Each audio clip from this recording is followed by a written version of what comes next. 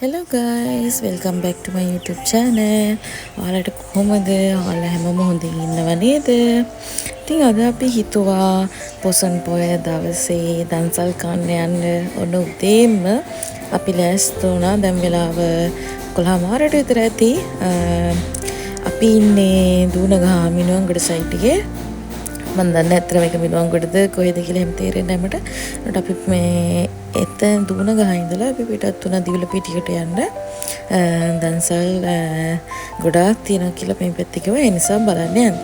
ඊට පස්සේ එක දන්සල් තිබුණ බත් දන්සලක් එතන සෙනඟ ගොඩාක් හිටියා. ඒ නිසා අපි එතන නතර කරේ නෑ. ඒ තමයි පාසන දන්සල. ඊට පස්සේ මෙතනට ආවා අපි. මෙතන තිබුණා සරුවත් දන්සල.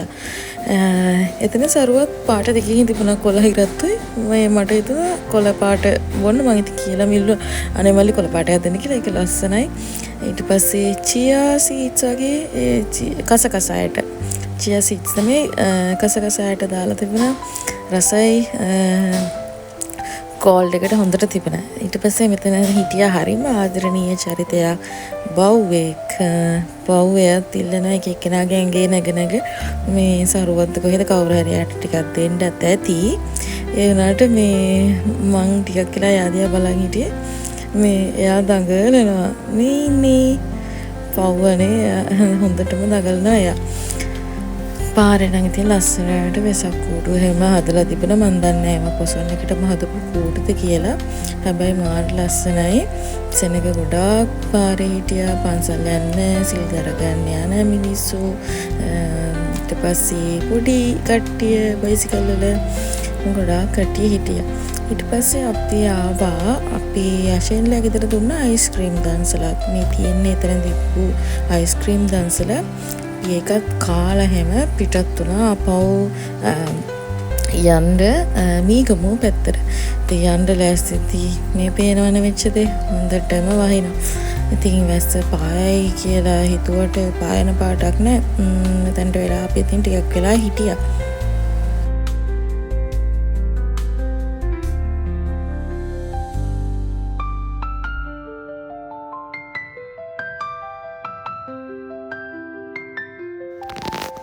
ඉතින් රෑ වෙලා හැම අපේ නැන්දිලා ගෙදර හදලා තිබ්බ කූඩු තමයි මේ එවනම් වෙසක් එකට හදපු කූඩුලු ඒගොල්ලෝ. ඒවැ ලයිට්ස් දාලා ඉතින් මම ඒව ඔක්කොම වීඩියෝ කරගත්තා.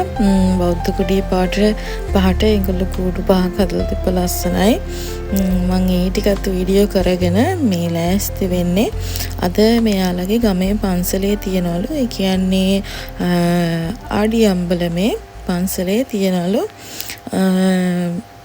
පොසොන් එකට හදපු කූඩු වගේකුයි භක්ති ගීත ප්‍රසංගයකුයි. ඉතින් ඒක බලන්න තමයි මේ ලෑස්ති වෙන්නේ.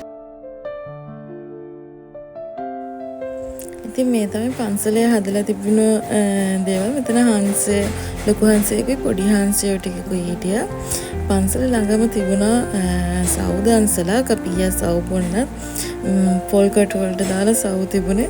මේ සව් එක මා රසයි කචු දාලා මුංගට දාලා එන රස සව් එකක් ඒක. ඊට පස්සේ අපි සව් හැම බීලා පන්සලට දුවගෙන ආවා. මොකද අපේ මස්සිනා මේ ඉන්නේ මස්සිනා. එයා හිටියා භක්ති ගීත කියන්න.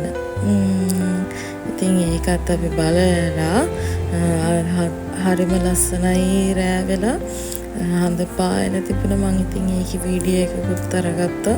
ඒක අමුතුම ලස්සන හුළඟ හරියට. ඊට පස්සේ ආවා බුදුන් වඳින්න. බුදුන් වඳලා අපි හිතුවට රෑ වෙන කලින් ගෙදර යන්නත් ඕනේ. මොකද මේ වෙලාව වහින්න වගේ තමයි තිබුණේ ගොඩක්. ඒ නිසා අපි හිතුවා විචාරට ගෙදර යන්න ඕනේ කියලා. මම ආවේ ඇත්තටම මේ පන්සලේ හරිම ලස්සනයි. ලොකු බෝගහක් තිබුණා එතන. මම ඉතින් වීඩියෝ එකක් කරගත්තේ. එතන මාර නිස්කලංක හරිම ලස්සන තන බෝකල හුළඟට හෙල්ලෙති. ඒක අමුතුයි සීතලයි ලස්සනයි. දෙතේ පන්සලේ අපි ගිය අවුරුද්දේදී මේ බුදු පිළිමේ බාගෙට හදා තමයි තිබුණේ.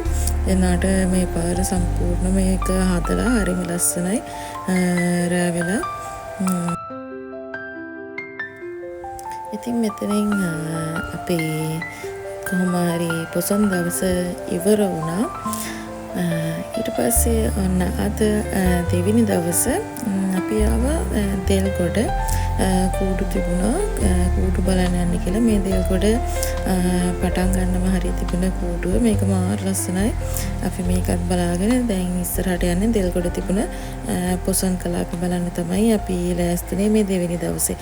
ඉතින් මම මේක එක වීඩියෝ එකකට තමයි හැදුවේ දවස් දෙකම වීඩියෝ දෙකක් හදනවා කියලා මං හිතුවා. ඒ වුණාට හිතුණා එක වීඩියෝ එකකට හදුවාම ඒක මටත් ලේසි. ඒ නිසා එහෙම එක වීඩියෝ එකකට හැදුවා. ඉතින් මේ හරි කුඩු ගොඩාක් තිබුණා. ලස්සනයි. චූටි ළමයි හදපු කුඩු තිබුණා. ලොකු අය හදපු කුඩු තිබුණා. මේ කුඩුවත් ලස්සනයි. මං කුඩු ටික ඔක්කොම පොඩි පොඩි වීඩියෝ ක්ලිප්ස් අරගෙන මේකට දැම්මා. මේක හදලා තිබ්බේ මෙතන ගහලක් තිබුණා. මම හිතන්නේ grade 6 grade 5 හරි පොඩි ළමෙක් තමයි. යාගේ ගෙදර අය උදව් වෙන්නේ නැති මිහින්තලයක් හදලා තිබුණා ලස්සන. ඉතින් අපි මේ දෙල්ගොඩට දැන් යන්නේ. නාරංවල පැත්තේ ඉඳලා දෙල්ගොඩට මේ යන ගම. මොකද කඩුවෙලට කිට්ටුව කඩුවෙලත් දෙල්ගොඩත් අතරමැද්දේ කූඩු ගොඩාක් තිබුණා. තොරණකුත් තිබුණා. ඉතින් මේ තොරණ බලන්න යන්න තමයි මේ අපි ලෑස්තිනේ. මාර විදියට සෙනඟ පාරේ වාහන නැති වෙයි කියලා බෑ, ළමයි නැති වෙයි කියලා බෑ. ඉතින් අපි බයිසිකල් දෙකක් ගියා. අපි ඉතින් බයිසිකලේ ගොඩාක් දුරින් අතර කරලා මේ පයින් ආව සෑහෙන දුර ට්‍රැෆික් එක ඒ තරම්. හැබැයි මෙතනට ආවට පස්සේ හිතුණා ඒ තොරණ මාර ලස්සනයි. ලස්සනට තිබුණා ඒ තොරණ. හැබැයි ඉස්සරහට වෙන්න ගොඩාක් සෙනඟ. ඒ නිසා අපි පාරෙනුත් මෙහා පැත්තේ ඉඳලා තමයි මේ තොරණ බැලුවේ. අපි ගියේ නැහැ ඉස්සරහටම. මොකද එතන හිර වෙන්න වෙනවා. ඔයාලට පේන ඇති සෙනඟ මාර විදිහට. ඒ නිසා අපි ගියේ නැහැ මේ ඉස්සරහට. පාරෙනුත් මෙහා පැත්තේ ඉඳලා තමයි තොරණ බැලුවේ. මම ඉතින් zoom කරලා වීඩියෝ ක්ලිප් එකක් ගත්තා ලස්සන. මේ තිබ්බේ තොරණ හරිම ලස්සනයි මේක. මෙතන ලස්සන මොනවාද මට විරින්දු කිව්වා ඒක මාර ලස්සනයි. හැබැයි මම ඒකේ රිපෝට්ස් වදී කියලා මම සවුන්ඩ්ස් අයින් කරා. මේ නැත්තම් ඒකත් දැම්මම මාර ලස්සනට තිබුණා මෙතන මේ තොරණ.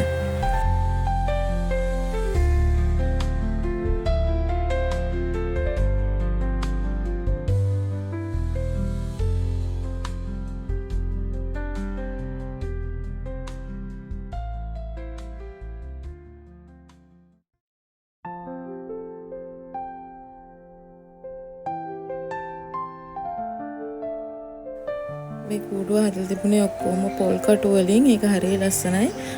ගෝණි වලින් හදලා තිබුණා. මේක හදලා තිබුණේ ඔක්කොම ගොක්කොල වලින්. ඒකත් හරියම ලස්සනයි. ඇඟිලිත් හදලා තිබුණේ ගොක්කොල වලින් තමයි. මේකත් කැරකෙන කූඩුවක්. සවුකල වලිනුයි තව මොනවා හරි සීට්ස් වගේ දේවල් දාලා තිබුණා. මොනවද දන්නේ මේකත් සවුකල වලින් වෙන්නේ නැති. මම ළඟටම ගිහිල්ලා බැලුවේ නෑ මේක. ඒකත් ලස්සනයි. ඊට පස්සේ මේ ලොකු කූඩුවක් තිබුණා දෙල්ගොඩ හන්දියේම. ඒකත් ලස්සනයි. හැමදේම ඉතින් ලස්සනට තිබුණා. අර ගොඩ කාලෙකින් ඉතින් මේවා බලන්න හම්බෙන්නේ. ආපහු අවුරුදු කීයකින් බලන්න හම්බෙත් නැහැ. ඒ හින්දා මම නම් හරියම සතුටින් බැලුවේ. මේ හැමදේම තව අවුරුදු 2කින්ද 3කින්ද බලන්න වෙන්නේ කියලාවත් හිතා ගන්න බෑ ඉතින්. ඉතින් ඔහොම තමයි මගේ පොසොන් දවසේ ඉතින් අපි ගත කරේ. ඊට පස්සේ අපි කටුනායකට ආවම ප්ලේන් එකක් යනවා. එයාපෝට් එක පේන හරිය.